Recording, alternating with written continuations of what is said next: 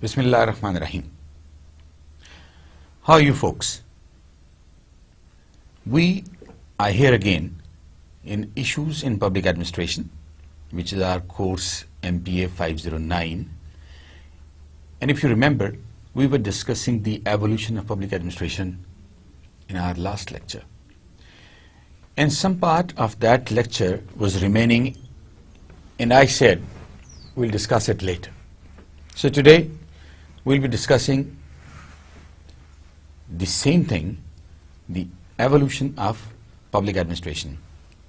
آپ کو پتا ہے کہ چیزیں آہستہ آہستہ آگے بڑھتی ہیں، وقت کے ساتھ ساتھ، حالات کے ساتھ ساتھ کانسیپٹ بھی چینج ہوتے چلے جاتے ہیں، پرسیپشن بھی چینج ہوتی چلی جاتی ہیں، اس لیے کہ چینج، جیسے میں نے پہلے کہا تھا، چینج از انیویٹیبل. آج سب سے پہلے ہم اپنے ایجنڈا کے ساتھ شروع کرتے ہیں کہ آج کا ہمارا ایجنڈا ہے کیا. Preview of the last lecture میں ہم نے کیا کیا تھا، ہم اس کے بارے میں ڈسکس کریں گے. Theories of public administration from the last lecture جو چل رہی تھیں ان کو ہم ڈسکس کریں گے. پبلک ایڈمنسٹریشن اٹ سیلف، اس کی ڈیفینیشنز، اس کے کنسرن، اور پھر ٹیلر کی اپروچ کیا تھی، پوسٹ کاپ کیا تھا، پوسٹ ورلڈ وار کیا کچھ ہوتا رہا، ڈیکیڈ جو تھی 1970s کے بعد کی کیا تھی، اور پھر 1990s تک کیا ہوا، لیٹ 1990s میں کیا ہوا، اب کیا ہو رہا ہے، اور پھر ہم کوٹ آف دی ڈے آج ڈسکس کریں گے. اچھا جناب، اگر آپ کو یاد ہو ہم نے 4 کانٹیکسٹ لیے تھے، اس میں 4 کمپوننٹس لیے تھے، جس میں پہلا تھا کانٹیکسٹ. ہم کس کانٹیکسٹ میں بات کر رہے ہیں؟ دوسرا تھا اس پرٹیکولر کانسیپٹ کی یا اس پرٹیکولر تھیری کے اندر ویلیوز اس کی کیا ہیں. تیسرا تھا کہ وہ کون سے سوشل سائنٹسٹ تھے جو کہ پروپوننٹس تھے ان پرٹیکولر تھیریز کے، اور پھر اس کے بعد ان تھیریز کے اندر سب کانٹینٹس کیا تھے، ان کی تھیمز کیا تھیں، اور اس کے اندر کانسیپٹس کون کون سے تھے. تو جناب ہم نیو پبلک ایڈمنسٹریشن تک پہنچ گئے تھے. میں نے آپ سے پہلے بھی کہا تھا کہ سائنٹیفک مینجمنٹ سے جب ہم آگے چلے اور پبلک ایڈمنسٹریشن چلتی رہی تو پھر ایک نیو پبلک ایڈمنسٹریشن والا ایرا آ گیا. پھر نیو پبلک ایڈمنسٹریشن کے بعد ہم نیو پبلک مینجمنٹ پہ آ گئے. نیو پبلک مینجمنٹ سے پھر ہم گورننس پہ آ گئے ہیں، اور گورننس سے ہم شفٹ ہو رہے ہیں ای گورننس پر. تو آج ہم یہی چیزیں ڈسکس کریں گے، اور ہو سکتا ہے کہ ایک آدھ اس کے بعد کا لیکچر بھی جو ہے وہ بھی اسی سے تھوڑا بہت ریلیٹ کرتا ہو، اس لیے کہ آج اگر ہم نیو پبلک مینجمنٹ کو ڈسکس کریں گے تو اس کے بعد ہم نے گورننس کو بھی ڈسکس کرنا ہے اور ہم نے ای گورننس کو بھی ڈسکس کرنا ہے. Okay, new public administration, it was our paradigm 3, our approach 3, our theory number 3, widening gap between the rich and poor, racial discrimination, Watergate scandal, Cold War and Vietnam War. یہ اس کے context تھے جس میں کہ یہ theory evolve ہونا شروع ہوئی. اس کے بعد اس کی جو کی ویلیوز ہیں، اس کے پرنسپلز ہیں، ہم وہ تھوڑا سا ڈسکس کر لیتے ہیں. اور یہ 1960s سے 70s کا جو ایرا تھا اس میں اس تھیری کو خاصی مقبولیت ملی، اور اسی میں یہ کام ہوتا رہا. Equity, what is equity? کہ جو چیز میرے لیے ہو وہ آپ کے لیے بھی ہو، ایکویٹیبل ڈسٹریبیوشن ہو، جتنا کام میں کروں مجھے اس کی اتنی پیمنٹ بھی ملنی چاہیے، اینڈ سو آن. ریسپانسونیس، جب ہم کسی کو ریسپانس دیتے ہیں اس کے کسی بات کے جواب میں تو دیٹ از کالڈ ریسپانسونیس. لیکن یہاں پر پازیٹو معنوں میں صرف استعمال ہوا ہے. ہم کتنے ریسپانسو ہیں، یہ ریسپانسبلٹی سے ہے کہ ہم کتنی ریسپانسبلٹیز کے ساتھ ریسپونڈ کرتے ہیں اپنے جو آڈینس ہے اس کو ہمارا جس کے ساتھ ہم گفتگو کر رہے ہیں ہم اس کو کتنے رسپانسبلٹی کے ساتھ بات کر رہے ہیں، اس کے ساتھ ریلیونس کیا ہے اور اس کی ایڈیکویسی کیا ہے، کیا واقعی اس کے اندر اتنا کانٹینٹ موجود ہے کہ میں اگلے بندے کو اس کے ساتھ کنونس کر سکتا ہوں. اس کے بعد کلائنٹ اورینٹڈنس ہے. اس کے اندر یہ جو تھیری ہے اس کے اندر کلائنٹ اورینٹڈنس ہے، اور یہ پہلی دفعہ ایسا ہوا. اس سے پہلے ہم صرف آرگنائزیشن کے بارے میں سوچتے تھے، آرگنائزیشن کے اندر کے بارے میں سوچتے تھے، آرگنائزیشن کی پروڈکشن کے بارے میں سوچتے تھے، اور اس کی ایک پرٹیکولر پروڈکٹ کے بارے میں سوچتے تھے. لیکن ابھی ہم نے اس میں پہلی دفعہ یہ دیکھا ہے کہ ہم نے کسٹمر کا ذکر سنا ہے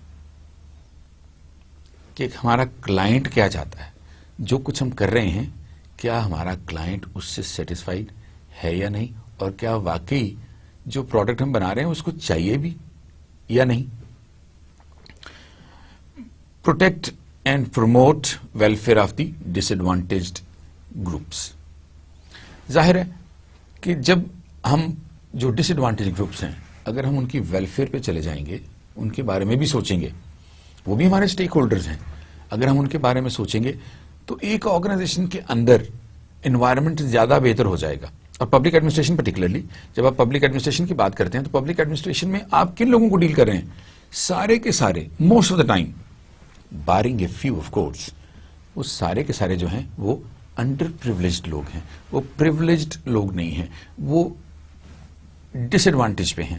دے are at a disadvantage in one kind or in some other aspect.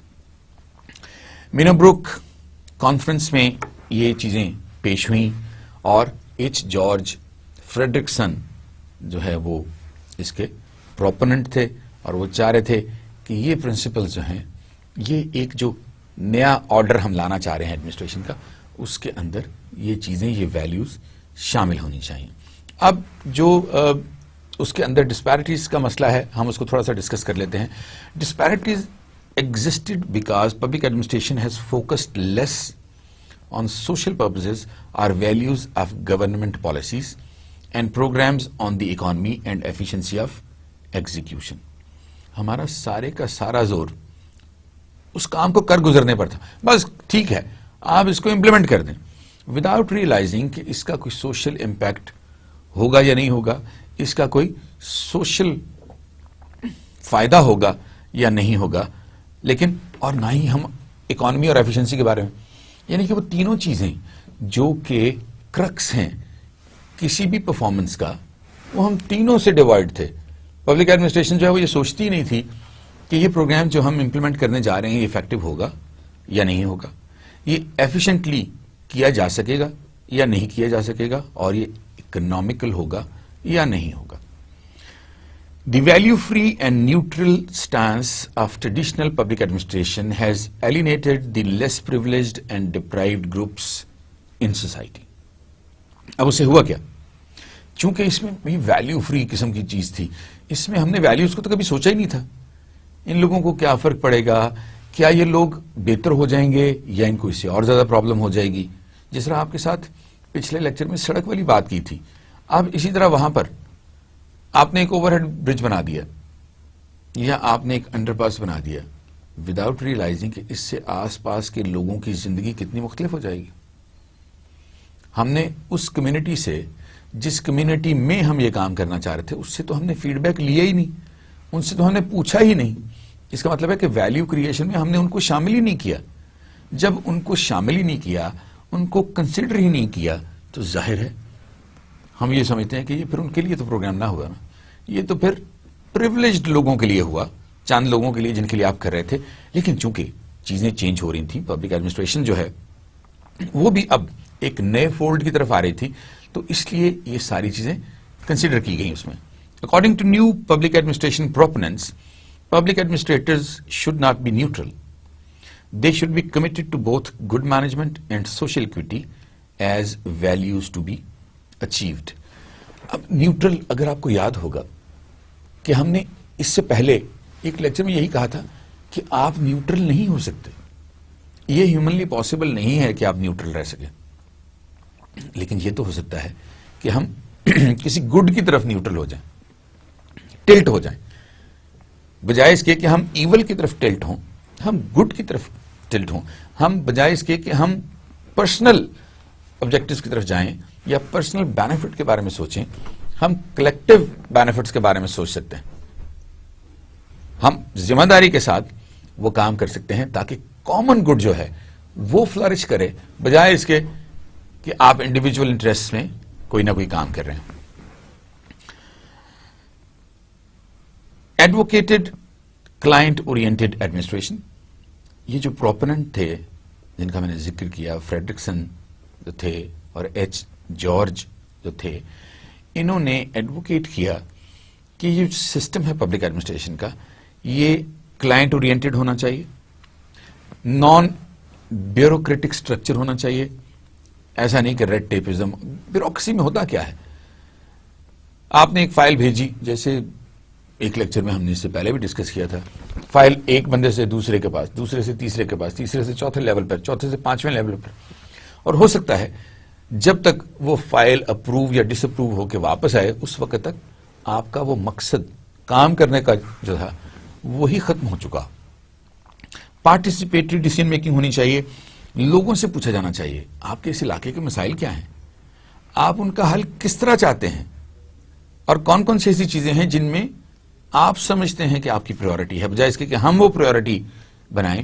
اس طرح ہی ہوگا، آپ وہاں سے فیڈ بیک لیں گے، جب وہ فیڈ بیک آپ کو ملے گی آپ اس فیڈ بیک کو اپنی ڈیسیژن میکنگ میں شامل کریں گے تو آٹومیٹیکلی وہ ایک پارٹیسپیٹری ڈیسیژن میکنگ ہو جائے گی. Decentralised administration, decentralised in the sense, decentralise تو ابھی بھی ہم کہیں کہ اگر تو ایک لحاظ سے دیکھا جائے تو ڈیسینٹرلائز تو ابھی بھی ہے. سیکرٹری صاحب جو ہیں وہ منسٹری میں بیٹھے ہوتے ہیں، joint secretary, additional secretary, joint secretary, deputy secretary, section officer, وہ تو منسٹری میں بیٹھے ہوتے ہیں، لیکن اس کے بعد وہ کہتے ہیں جی سارے کا سارا ہم نے تو ڈیسینٹرلائز کر دیا ہے، یہ صوبوں میں چلا جاتا ہے، صوبوں سے پھر ضلعوں میں چلا جاتا ہے، ضلعوں سے پھر تحصیلوں میں چلا جاتا ہے، تحصیلوں سے فنڈز جو ہیں وہ قصبوں میں چلے جاتے ہیں، قصبوں سے پھر چھوٹے چھوٹے جو ولیج ہیں، آپ کے گاؤں ہیں، وہاں چلے جاتے ہیں. تو یہ تو سارا ہم نے ڈیسینٹرلائز کر دیا. بات یہ نہیں ہے، بات یہ ہے decentralisation in the true sense, وہ لوگ جو وہاں پر آپ نے لگائے ہیں ان کے پاس ڈیسیژن میکنگ بھی ہونی چاہیے، ان کے پاس اتھارٹی بھی ہونی چاہیے. آپ نے ان کو رسپانسبلٹی تو دے دی کہ تم نے یہ کام کرنا ہے، لیکن آپ نے ان کو اتھارٹی کوئی نہیں دی. اور جب ان کے پاس اتھارٹی نہیں ہے تو آپ کا کیا حال ہے؟ صرف رسپانسبلٹی سے کوئی ان کی بات مانے گا؟ سوال ہی پیدا نہیں ہوتا. کیونکہ یہ بھی آپ کو یاد ہوگا کہ ہم نے ڈسکس کیا تھا، authority without responsibility and responsibility without authority are redundant phenomenas. They don't make any difference. They don't do any good to us. اس لیے ضروری ہے کہ جب آپ رسپانسبلٹی دیں تو اس کے ساتھ ساتھ اتھارٹی بھی دیں. اور ڈیسینٹرلائزیشن میں اتھارٹی وہاں لائے کرنی چاہیے جہاں پر ڈپارٹمنٹ ہے. اگر ایک گاؤں کے اندر آپ نے اپنا ایک ریپرزینٹیٹو وہاں لگایا ہوا ہے تو اس کے اندر اس کے پاس اس ڈومین کی ڈیسیژن میکنگ ہونی چاہیے.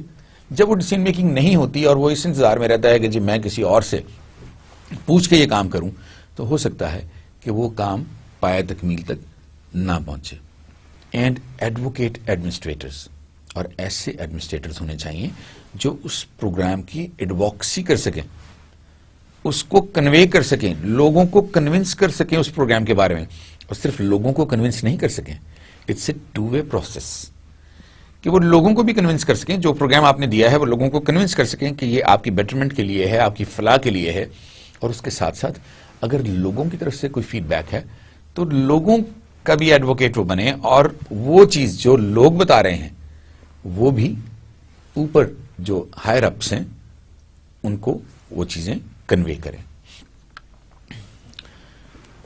اچھا جی، اس کے بعد جو کانٹیکسٹ ہے وہ پاورٹی کا کانٹیکسٹ ہے، لیکن یہ new public management, new public administration کے بعد اب ہم نیو پبلک مینجمنٹ کی طرف آ گئے.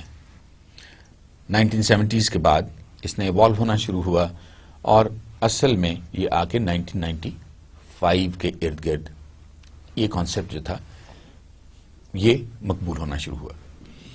Poverty, low standards of living, globalisation and economic integration, یہ ساری وہ چیزیں ہیں جو پہلے بہت کم تھیں.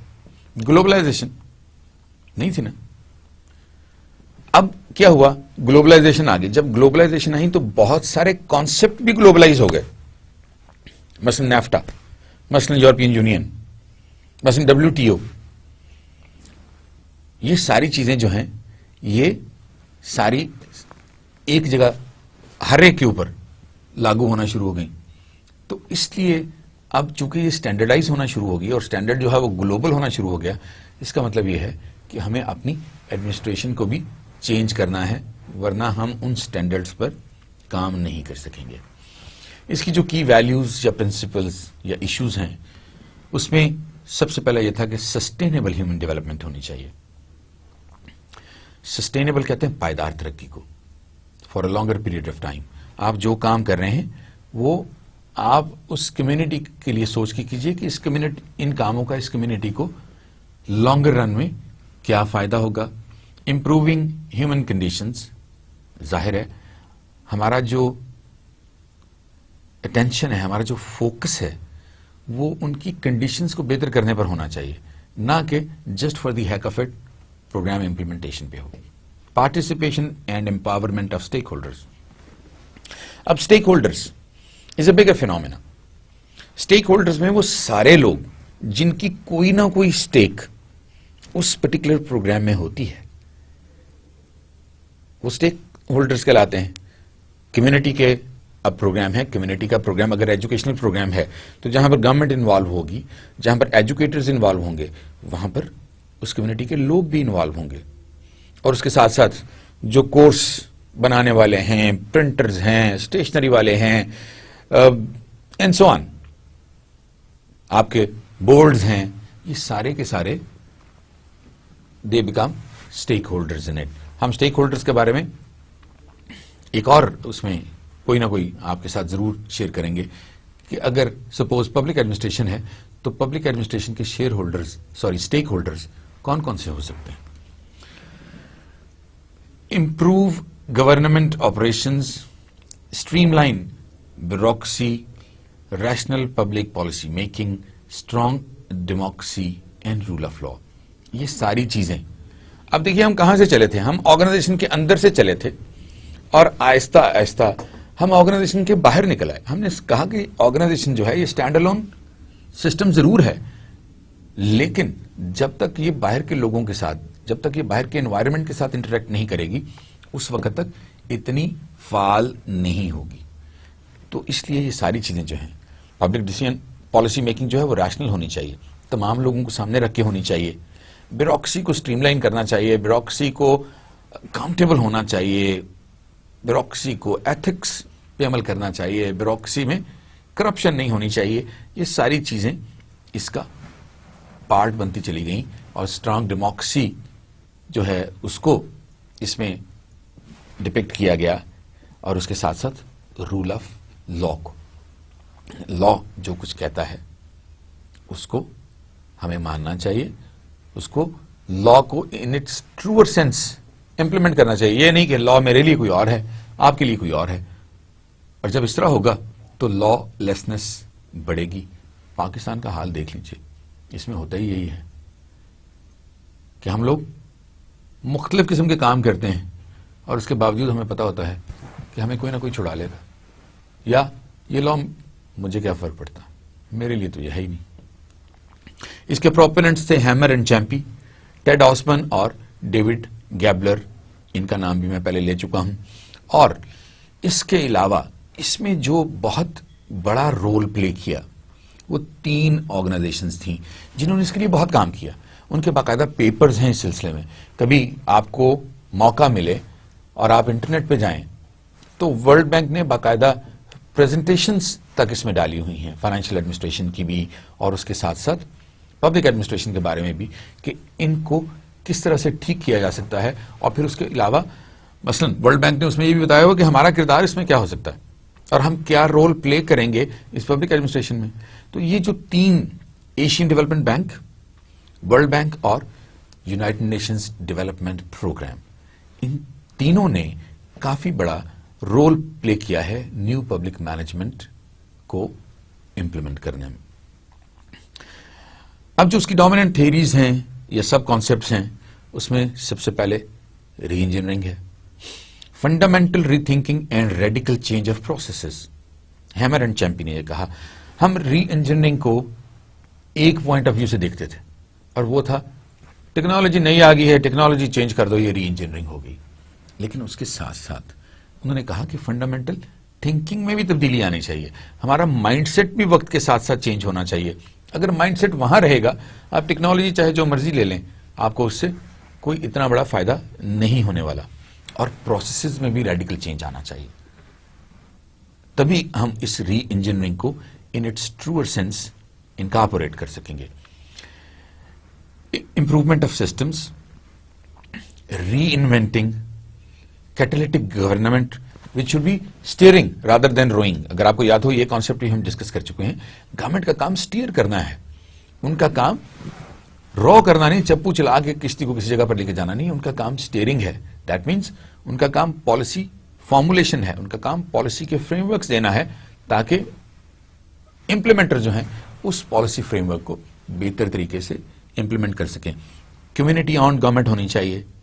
ایسا ہوتا ہے؟ نہیں ہوتا نا، لیکن ہونا چاہیے. یہ سارے پرابلم آ ہی اس وقت رہے ہیں جب کمیونٹی اسٹیک ہولڈر، اتنا بڑا اسٹیک ہولڈر ہونے کے باوجود ہم اس کو ایٹ بے رکھتے ہیں، ہم اس کو لفٹ ہی نہیں کراتے اور اپنے پروگرامز اپنے طریقے سے امپلیمنٹ کرنے چلے جاتے ہیں. بلکہ اگر کمیونٹی کے لوگ ہمیں ملنے کے لیے آ جائیں، ہم ملنے سے انکار کر دیتے ہیں. وہ کہیں اگر کوئی پروٹیسٹ کر دیں تو ہم اس پروٹیسٹ پہ ڈنڈے برسا دیتے ہیں، نوئنگلی کہ جو کچھ وہ کر رہے ہیں وہ ٹھیک کر رہے ہیں. جو پروٹیسٹ وہ کر رہے ہیں، یہ پیسفل پروٹیسٹ جو وہ کر رہے ہیں وہ ٹھیک کر رہے ہیں، اس کے باوجود ہم ان کو ڈسپرس کر دیتے ہیں. یہ وہ چیزیں ہیں جو ہمیں دیکھنی پڑیں گی.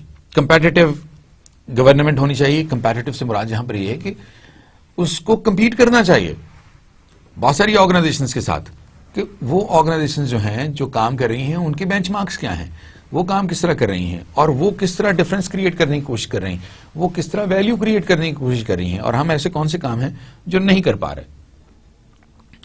مشن ڈریون گورنمنٹس ہونی چاہیے. کسٹمر ڈریون گورنمنٹس ہونی چاہیے جو کہ کسٹمر کی نیڈز کو سامنے رکھ کے کام کر رہی ہوں، بیوروکریسی کی نیڈ کو سامنے رکھ کے نہ کر رہی ہوں. بیوروکریسی کی نیڈ کا مطلب یہ ہے کہ انڈیویجول آپ کے انٹرسٹ آ گئے نا، ایک ڈپارٹمنٹ کے انٹرسٹ آ گئے، وہ سامنے نہ ہو. کامن گڈ جو ہے وہ سامنے ہو. انٹرپرائزنگ گورنمنٹ ہونی چاہیے which should focus more on earnings rather than spendings. Anticipatory government ہونی چاہیے. Prevention is always better than cure.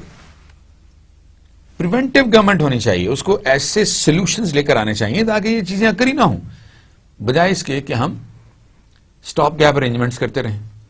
کسی جگہ پر کوئی بات ہوئی، ہم نے فوری طور پر اس کو ٹھیک کر دیا، لیکن یہ اس کا سولوشن نہیں ہے. یہ اس کا وقتی حل تو ضرور ہو سکتا ہے، لیکن یہ اس کا لانگ ٹرم سولوشن نہیں ہو سکتا. مارکیٹ اورینٹڈ گورنمنٹ ہونی چاہیے.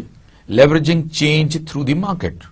ہماری مارکیٹ کون ہے؟ جتنے بھی اسٹیک ہولڈرز ہیں وہ ہماری مارکیٹ ہیں، اور گورنمنٹ کو مارکیٹ اورینٹڈ ہونا چاہیے.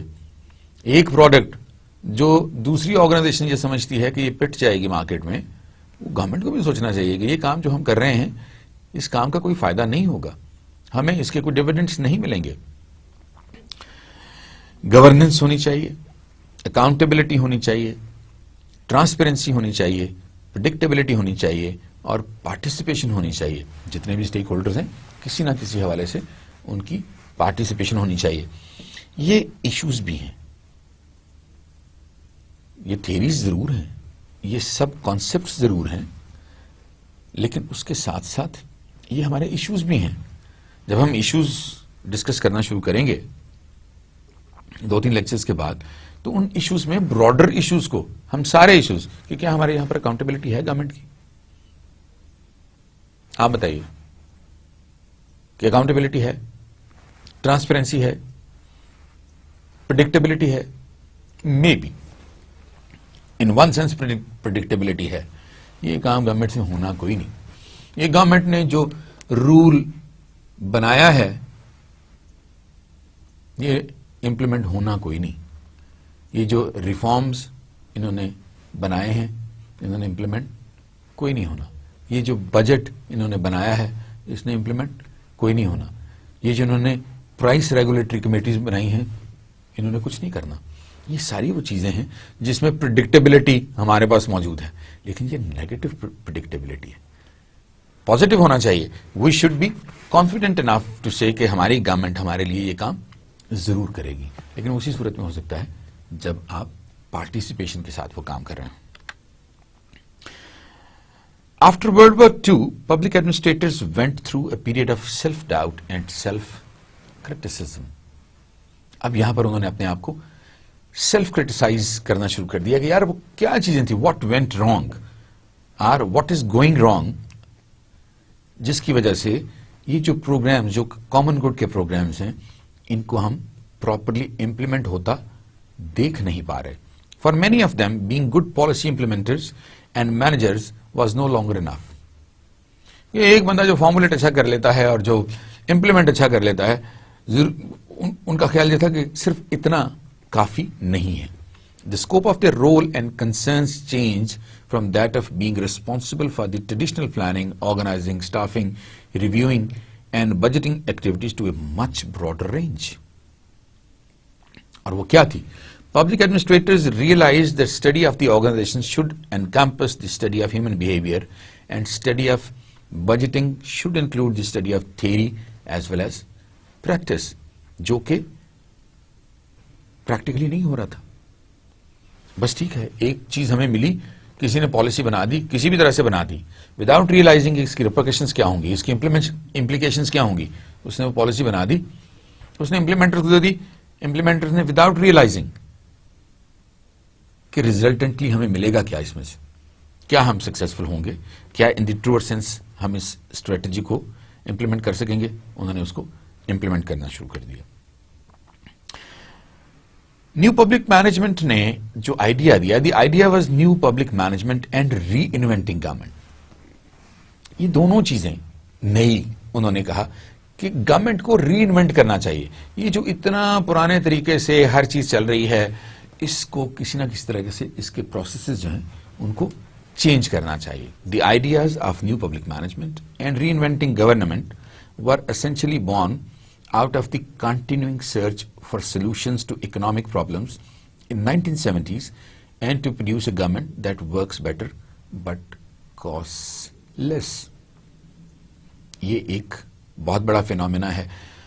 بہت ساری چیزیں ساتھ ساتھ چلتی رہیں گی, وہ ساتھ ساتھ کامن گڈ, میں نے آپ کو پیسچرز کی سٹوری سنائی تھی, کامن گڈ ہمارے ساتھ ساتھ چلتا رہے گا. اسٹریٹجک پلاننگ, بابا جی والی کہانی آپ کو سنائی تھی. اسٹریٹجک پلاننگ 100 سال بعد کیا ہوگا, اس ملک میں کیا ہونا چاہیے اور اس کے لیے آج ہم کیا کچھ انویسٹ کر رہے ہیں, وہ چیزیں ہمارے ساتھ ساتھ چلیں گی. اور اس کے ساتھ ساتھ وہ تینوں کانسیپٹس جو افیکٹونیس, ایفیشنسی اور اکانومی کے ہیں, وہ تینوں ہمارے ساتھ ساتھ چلتے رہیں گے. Reinventing, the idea of reinventing government was advanced by Osborne and Gabler in 1992. Their concept of NPM was sparked by the use of business model prescriptions for government. For example, using private sector innovation, resources and organizational ideas to improve the public sector. کہا جی کہ private sector, کیا وجہ ہے کہ private sector میں جب ایک entrepreneur کام کر رہا ہوتا ہے اس کو تو نقصان نہیں ہوتا, وہی کام جب ہم کرنا شروع کرتے ہیں تو ہمیں نقصان ہونا شروع ہو جاتا ہے. وجہ اس کی کیا ہے؟ اس کی بہت ساری ریزنز میں سب سے بڑی ریزن آنرشپ ہے. وہ آنرشپ لیتا ہے, اس کو پتا ہے کہ میرا سارے کا سارا دار و مدار اس چیز کے اوپر ہے, اور اگر at the end of the day I feel I be doomed. Bureaucracy کو کیا فرق پڑتا؟ آپ نے پالیسی بنائی, پالیسی بنانے کے بعد آپ نے امپلیمنٹرز کو دے دی, امپلیمنٹرز نے اس کو امپلیمنٹ کر دیا, اللہ اللہ خیر صلی اللہ, آپ کو اس سے کیا فرق پڑتا ہے کوئی ٹھیک کام ہوتا ہے یا نہیں ہوتا؟ ہمارے اپنے الو تو سیدھے ہو جائیں گے نا, ہم اپنے کام تو کر لیں گے نا, ہمارے آبجیکٹو تو اچیو ہو جائیں گے. بیسیکلی یہ وہ جو کانسیپٹس ہیں جن کی وجہ سے یہ پرابلم ہو رہی تھی, اور یہی وجہ ہے کہ ری انوینٹنگ گورنمنٹ کے باتیں ہونا شروع ہو گئیں. Reengineering organisations, another similar movement was re-engineering organizations. This term was coined by Michael Hammer in an article published by the Harvard Business Review. Re-engineering offers an approach for improving performance, effectiveness, and efficiency of organizations regardless of the sector in which they operate. Optimally, ہم یہ سارے کے سارے functions, چاہے وہ ہمارا production کا function ہے، چاہے وہ ہمارا مارکیٹنگ کا فنکشن ہے، چاہے وہ ہمارا ایچ آر کا فنکشن ہے، چاہے وہ ہمارا سروسز کا فنکشن ہے، چاہے وہ ہمارا R&D کا فنکشن ہے، وہ سارے کے سارے فنکشنز کو اتنے بہتر طریقے سے کیا جائے کہ وہ کاسٹ بھی لیس کرے اور اس کی افیکٹونیس جو ہے وہ پہلے سے زیادہ ہو جائے. According to Hammer and Champy, re-engineering is the fundamental rethinking and radical redesign of business processes to achieve dramatic improvements in critical contemporary measures of performance, such as cost, quality, service, and speed. وہی تینوں چیزیں آ گئی، effectiveness, efficiency, and economy. ظاہر ہے ہم جتنی speed کے ساتھ کام کریں گے، جتنا ٹائم کم لیں گے کسی کام کرنے میں، اتنی ہماری اس کے اوپر لاگت کم آئے گی. جتنا خرچ کم آئے گا، جتنی سپینڈنگ اس کے اوپر کم ہوگی، اتنا ہمیں اس کا پروفٹ زیادہ ہونا شروع ہو جائے گا. اور میں نے آپ سے پہلے بھی کہا تھا کہ پروفٹ کے لیے ضروری نہیں ہے کہ وہ ٹینجیبل ٹرمز میں ہی ہو. کتنے پیسے گورنمنٹ نے بچائے، ناٹ ایٹ آل. وہ انٹینجیبل بھی ہو سکتا ہے، کتنی سروسز گورنمنٹ نے لوگوں تک پہنچائیں. Public administration is both an academic discipline and a field of practice. We have discussed about it so many times, so I will just skip through it.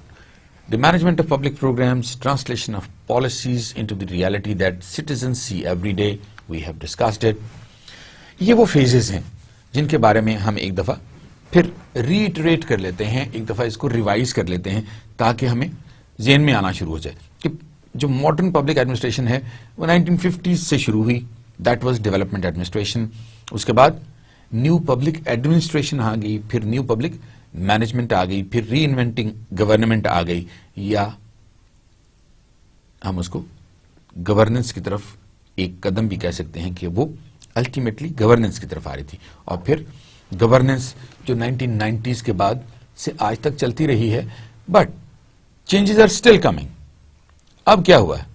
اب ای گورنمنٹ کا ذکر آنا شروع ہو گیا ہے، ڈیجیٹل گورنمنٹ کا ذکر آنا شروع ہو گیا ہے. جب سے انفارمیشن ٹیکنالوجی ہمارے پاس آئی ہے، it has become a solution of so many problems. So اس کا بھی ذکر کریں گے. Post world war two the 1970s, there was a call by citizens for efficient administration to replace ineffective, wasteful bureaucracy. Public administration would have to distance itself from politics to answer this call and remain effective. Elected officials supported these reforms. اور ظاہر ہے وہ چاہتے تھے کہ یہ reforms جو ہیں یہ ہونے چاہیے، تاکہ اگر یہ ریفارمز ہو جائیں گے تو الٹیمیٹلی ہم اس سچویشن میں آ جائیں گے جہاں پر گورنمنٹ کو ہم بہتر طور پر ڈیلیور کرتا دیکھ سکیں گے. Concurrently, after World War II, the whole concept of public administration expanded to include policy making and analysis. Thus, the study of administrative policy making and analysis was introduced and enhanced into the government decision making bodies. Later on, the human factor became a predominant concern and emphasis in the study of public administration. Henceforth, the emergence of scholars such as Marx with his book The Element of Public Administration, Appleby, Policy and Administration, Frank Marini towards a new public administration, and others that have contributed positively in this endeavor. پھر جناب زمانہ آ گیا 1980s کا. Evolution ہو رہی ہے، بہت ساری چیزیں ایوالو ہو چکی ہیں، بہت ساری چیزیں they are in the process of evolution. In the late 1980s, yet another generation of public administration theorists began to displace the last. جو اس سے پہلے کی تھیریز تھیں ان کو انہوں نے ڈسپلیس کرنا شروع کر دیا. ان کا خیال یہ تھا کہ یہ اب آہستہ آہستہ ریڈنڈنٹ ہوتی جا رہی ہیں اور اس کی جگہ ہمیں نئی تھیریز چاہیے. The new theory, which came to be called New Public Management, was proposed by David Osborne and Ted Gebler in their book Reinventing Government. The new model advocated the use of private sector style models, organizational ideas and values to improve the efficiency and service orientation of the public sector. Aahista Aahista चीजें change होना शुरू हो गई. उन्होंने कहा जी लोगों को इसमें इन्वॉल्व करें, हर सूरत में वैल्यू जो है उस प्रोग्राम की उसको इंप्रूव करें. कैसे? Through efficiency. उससे आपकी ऑर्गेनाइजेशन की इफेक्टिवनेस बढ़ेगी. लोगों के साथ आप इंटरेक्ट ज्यादा करें, लोगों को इसके अंदर शामिल करें, ताकि लोग जो हैं वो आपके इस प्रोग्राम को ऑन करना शुरू करें, वो आपके साथ मिलकर ये काम करें. ये काम अब ऐसे होना बहुत मुश्किल हो गया है कि ये किसी एक एंटिटी की प्रॉपर्टी हो और वो कॉमन गुड का काम कर रही हो. जब कॉमन गुड का काम होता है तो जब तक उसके स्टेक होल्डर साथ मिलकर काम नहीं करते उस वक्त तक वो काम प्रॉपरली हो नहीं पाता. ये मैं आपको सिर्फ अल गोर की मिसाल देने लगा हूं कि during the Clinton administration between 1993 to 2001, Vice President Al Gore adopted and reformed federal agencies using new public management approaches. Al Gore एक बहुत पढ़ा लिखा आदमी था.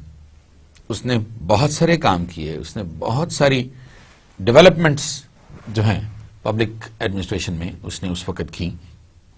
और जाहिर है कि अमेरिका इसीलिए इतना स्ट्रांग है, सुपर पावर है दुनिया की, कि उसके अंदर वो जो लोग हैं, जितने भी लोग काम कर रहे हैं, आप प्रेसिडेंट्स को देख लीजिए, वो किताबें लिख रहे हैं, लिखते चले जा रहे हैं. ओबामा ने भी किताबें लिखी, रूजवेल्ट ने भी किताबें लिखी, एल गोर ने किताबें लिखी. एल गोर ने बेतहाशा किताबें लिखी, वुडरो विल्सन ने बेतहाशा किताबें लिखी, अब्राहम लिंकन उसने किताबें लिखी, और ये सिलसिला चलता आ रहा है. रिचर्ड निक्सन ने बहुत जबरदस्त किताबें लिखी. ये लोग इसीलिए हमसे आगे हैं क्योंकि वो लिखते पढ़ते रहते हैं. हम लोग जिस काम को भी करते हैं हाफ हार्टेडली करते हैं. Some modern authors define new public management as a combination of splitting large bureaucracies into smaller, more fragmented agencies, encouraging competition between different public agencies, and encouraging competition between public agencies and private firms, and using economic incentives for the people who are basically implementing that program.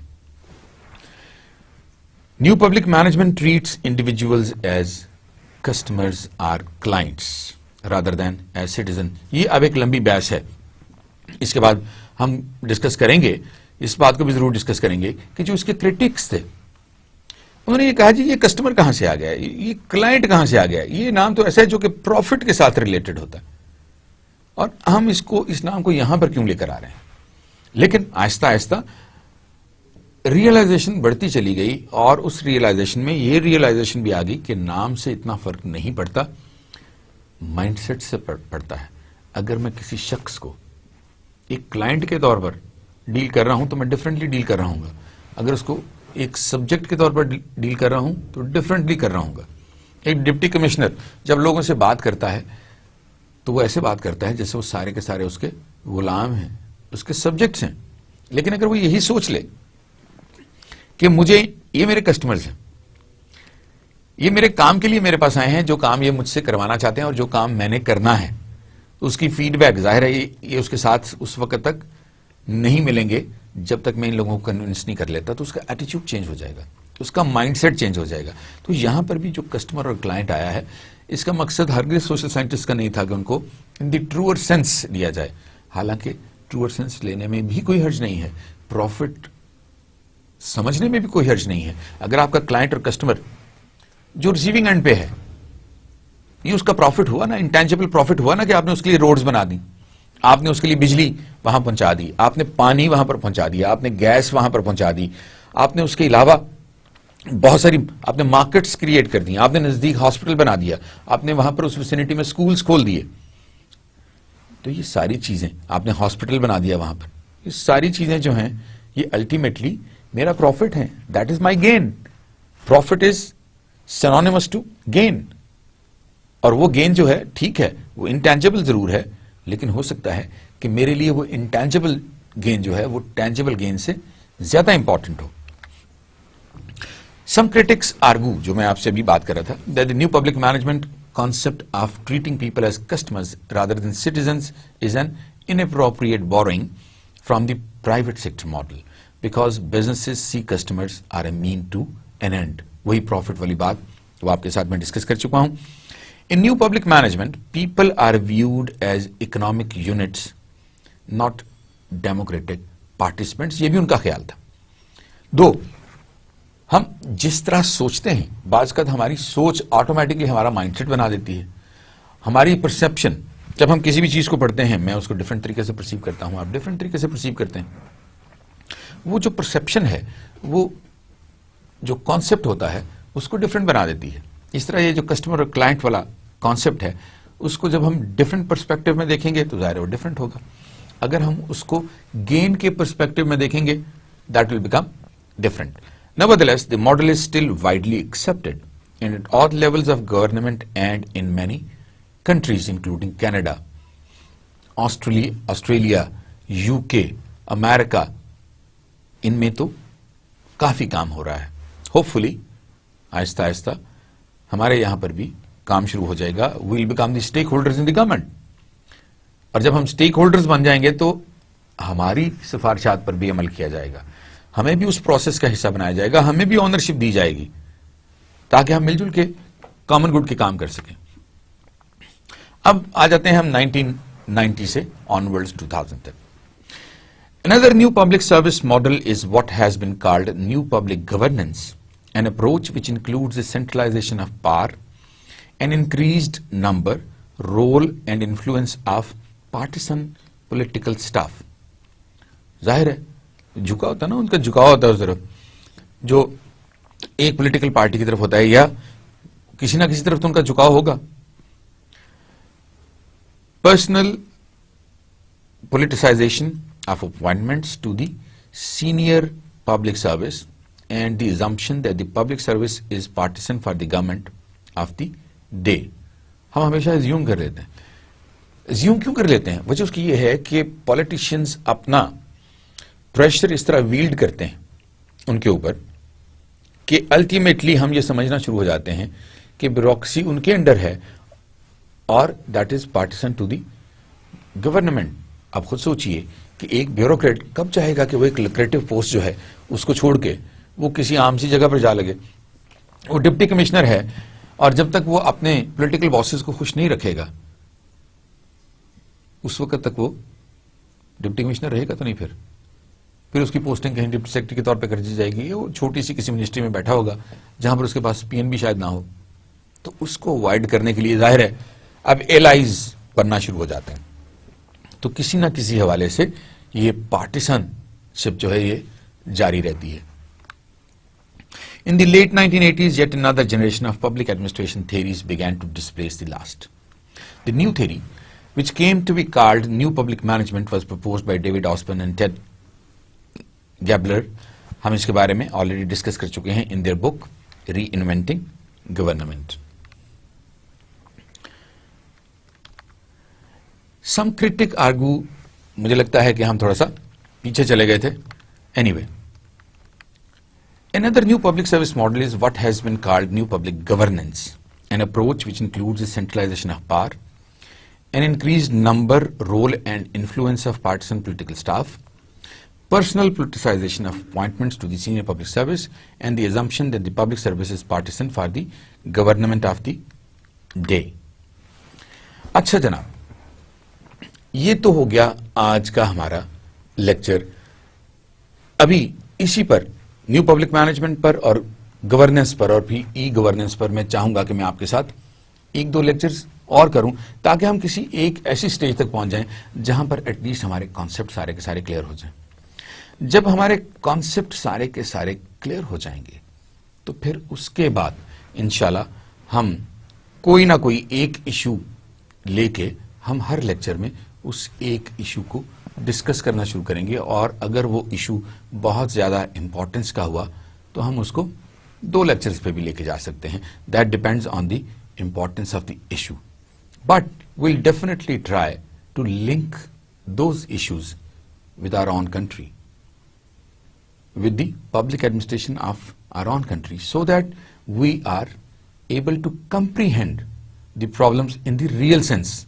What is happening in the real life in Pakistan and how we can change these things. ہم اس کے بارے میں بھی کوشش کریں گے کہ کوئی نہ کوئی ریکمنڈیشن دے سکیں اگر ہم اس قابل ہوئے تو، ورنہ ایٹ لیسٹ ہم اس کو اسٹڈی تو کریں گے نا. ہماری پرابلمس تو یہ ہیں اور یہ پرابلمس ہماری چلتی رہیں گی، اس لیے ان کو تو کسی نہ کسی طریقے سے ہمیں کیٹر کرنا ہوگا. ہم آتے ہیں جی کوٹ آف دی ڈے پہ. There is no higher religion than human service. To work for the common good is the greatest creed.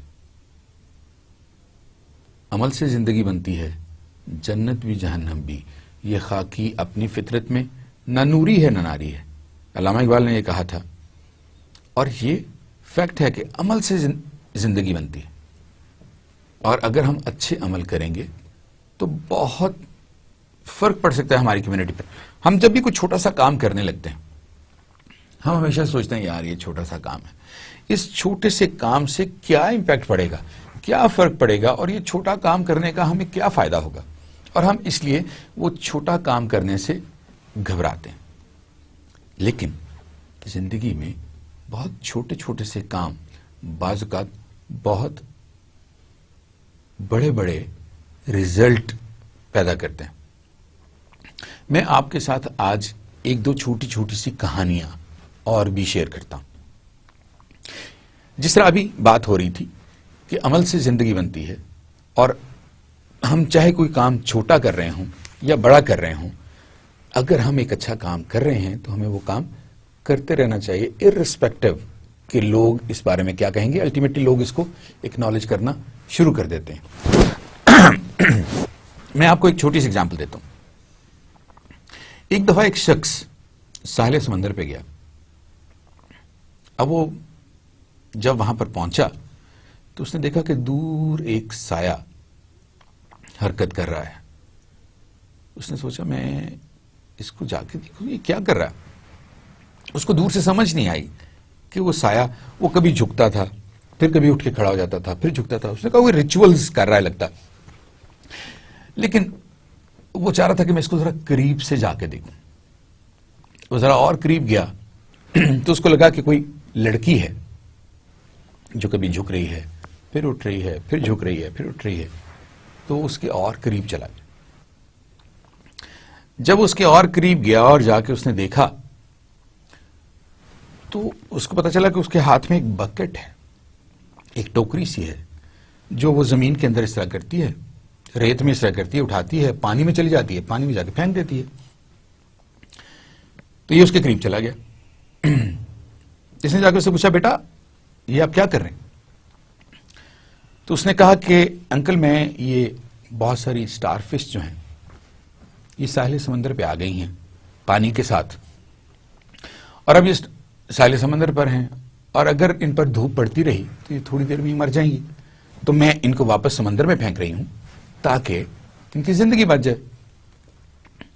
تو وہ صاحب ہنسنے لگے. انہوں نے اسے کہا بیٹا یہ دیکھو کتنا میلوں لمبا یہ ساحل ہے، اور اس پر کروڑوں کے حساب سے سٹار فش آتی ہیں.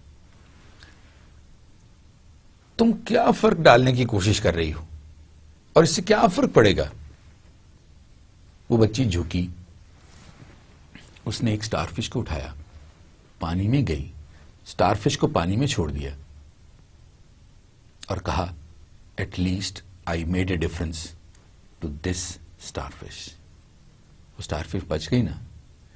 اب ایک چھوٹا سا کام ہے، لیکن اب دیکھیے اس کے لیے کتنا بڑا کام تھا. اس کے لیے یہ لائف اور ڈیتھ کا سوال تھا اس ایک چھوٹی سی سٹار فش کے لیے. اور جب ہم ایک چھوٹا سا کام یہ سمجھ کے کر لیں کہ ہو سکتا ہے یہ چھوٹا سا کام کسی کی زندگی اور موت کا کام ہو، تو ہمیں وہ کام ضرور کر لینا چاہیے. اور اگر اس میں کسی کی زندگی بچتی ہو، کوئی کام ہوتا ہو، تو ہمیں وہ چھوٹا سا کام ضرور کرنا چاہیے. یہ چھوٹے چھوٹے سے کام ہیں, یہ ہمارے مائنڈ سیٹس ہیں. جب ہم یہ چھوٹے سے کام کرتے رہتے ہیں تو اللہ تعالیٰ ہمیں خود بھی ایک تو سیٹسفیکشن, انر سیٹسفیکشن ہے, اللہ تعالیٰ بھی ہمیں نوازتا ہے. کہتے ہیں good things always come back to us, اور یہ فیکٹ ہے کہ جو بھی اچھے کام ہم کرتے ہیں وہ ہم تک واپس ضرور آتے ہیں. اسی طرح ایک چھوٹی سی کہانی اور ہے, آج چونکہ بات اس سلسلے میں ہو رہی ہے, اچھے کاموں کے بارے میں ہو رہی ہے, گورننس کے بارے میں ہو رہی ہے. آپ نے کبھی مینٹور کا نام سنا ہوگا. مینٹور کیا ہوتے ہیں؟ مینٹور کو اردو میں اگر کیا جائے تو اتالیق, اگر آپ کے ذہن میں نام ہو. پرانے زمانوں میں جو بادشاہ ہوتے تھے وہ اپنے بچوں کو تعلیم دلوانے کے لیے, اپنے بیٹوں کو تعلیم دلوانے کے لیے اتالیق مقرر کرتے تھے. وہ اتالیق ان کی نہ صرف تعلیم کا خیال کرتے تھے بلکہ باقی دنیاوی اور دینوی جو جتنے بھی کام ہوتے تھے ان کا بھی خیال کرتے تھے. وہ ان کی صرف تعلیم ہی نہیں کرتے تھے, وہ ان کی ساتھ تربیت بھی کرتے تھے.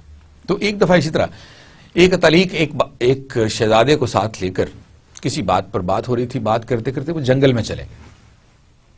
جب وہ جنگل میں گئے تو وہ شہزادہ جو تھا اس کو دو بہت ہی پھٹے پرانے سے جوتے ایک جگہ پڑے نظر آئے اور اس کو ایک شرارت سوجی. جب اس کو شرارت سوجی تو اس نے فوراً اپنے اتالیق سے کہا کہ مجھے ایک بڑی زبردست شرارت سوجی ہے, کیوں نہ ہم یہ دونوں جوتے یہاں سے چھپا دیں. جب ہم یہ دونوں جوتے چھپا دیں گے اور جس بندے کے یہ دونوں جوتے ہیں جب وہ یہاں پر آئے گا اور وہ ان جوتوں کو یہاں پر نہیں دیکھے گا تو کتنا سٹ پٹائے گا, کتنا پریشان ہوگا. ظاہر ہے غریب آدمی ہے جو اتنے پرانے جوتے ہیں, اور وہ بھی اگر گم ہو گئے تو اس کی تو سٹی گم ہو جائے گی. اتالیق نے اس کو کہا, شہزادے یہ ٹھیک ہے کہ ہم یہ شرارت کر سکتے ہیں اور اس شرارت کا انجام بھی دیکھ سکتے ہیں. وہ بندہ آئے گا, ظاہر ہے روئے پیٹے گا اور اس کے بعد آنسو بہاتا ہوا گھر چلا جائے گا, لیکن تم امیر آدمی ہو, تم بہت ساری چیزیں افورڈ کر سکتے ہو, اور مجھے پتا ہے کہ تم 2 اشرفیاں بھی افورڈ کر سکتے ہو. تم آج اس شرارت کو ایک دوسرے طریقے سے کر کے دیکھو. اس کے جوتوں میں یہ 2 اشرفیاں رکھ دو, ایک ایک اشرفی دونوں جوتوں میں رکھ دو, اور پھر اس کے بعد دیکھتے ہیں کہ اس کا انجام کیا ہوتا ہے. سو خیر جناب, انہوں نے شہزادے نے دونوں جوتوں میں ایک ایک اشرفی رکھ دی اور اس کے بعد وہ دونوں درخت کے پیچھے چھپ گئے. تھوڑی دیر بعد ایک بوڑھا شخص جس کی کمر جھکی ہوئی تھی, بہت بڑا لکڑیوں کا گٹھا اس نے سر پہ اٹھایا ہوا تھا, پھٹے پرانے اس نے کپڑے پہنے ہوئے تھے, وہ وہاں پر آیا اور وہاں پر آ کے اس نے جب جوتے پہننے شروع کیے, جب ایک جوتے میں اس نے اپنا پاؤں ڈالا تو اس کو وہاں پر کوئی چیز چبھی. اس نے کہا میں دیکھوں تو صحیح یہ کیا ہے. اس نے گٹھا سر سے اٹھا کے نیچے رکھ دیا اور جب جوتے میں ہاتھ ڈال کے اس نے باہر نکالی تو اس میں ایک اشرفی تھی.